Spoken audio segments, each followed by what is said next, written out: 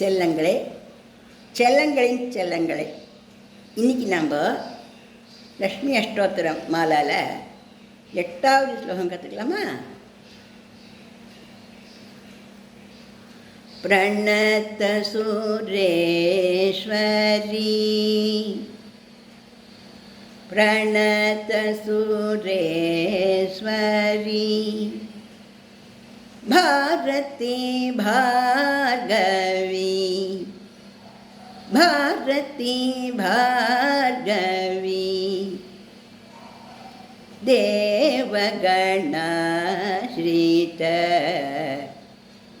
देवगणाश्रित,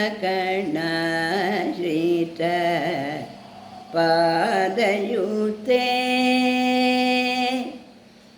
पादयुते. இன்னொரு வாட்டி கற்றுக்கலாமா? பிரணத சுரேஸ்வரி,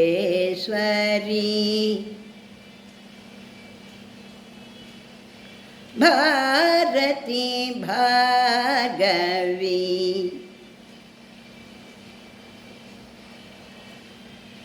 தேவகணாஸ்ரித,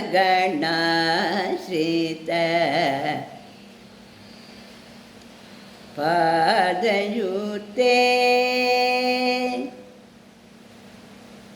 जय जय हे मधुसूदन नंदिनी, क्लेश निवारणी,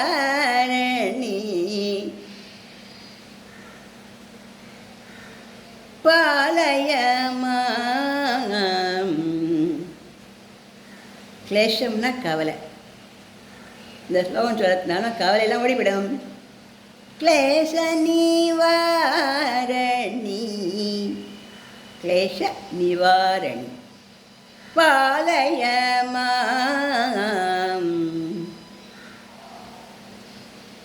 லாஸ்ட் ஒன் கற்றுக்கலாமா? 9. இந்த ஸ்லோகத்தோடு இந்த லக்ஷ்மி அஷ்டோத்திரம் மாலா ஸ்லோகம் முடியாது. அதுக்கடுத்து வேறு ஸ்லோகம் அடுத்த பதிவில் கற்றுக்கலாம். இந்த பதிவில் இந்த ஸ்லோகத்தை முடிச்சிடலாமா? ஈஸியாக தானே இருக்குது. 2 லைன் தான் ஸ்லோகம், மீது 2 லைன் ஜெய் ஜெய் ஹேமது, அதான் இல்லையா? அதனால் கற்றுக்கலாமா? லாஸ்ட் ஒன் வந்து மத்தியமாவதி ராகம்.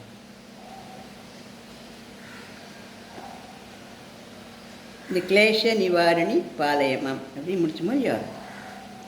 பவபயஹாரிணி, பவபயஹாரிணி,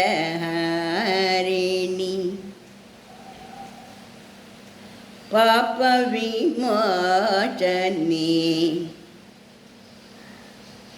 पाप विमोचनी, रत्न विभूषणी, रत्न विभूषणी, स्वर्णमये,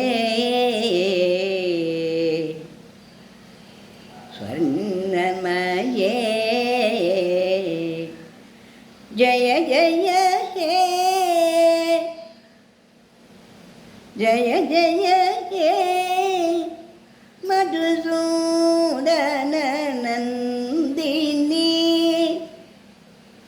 मधुसूदन नंदिनी, शास्त्र स्वरूपिणी, शांत स्वरूपिणी, पालय मां, पालय मां.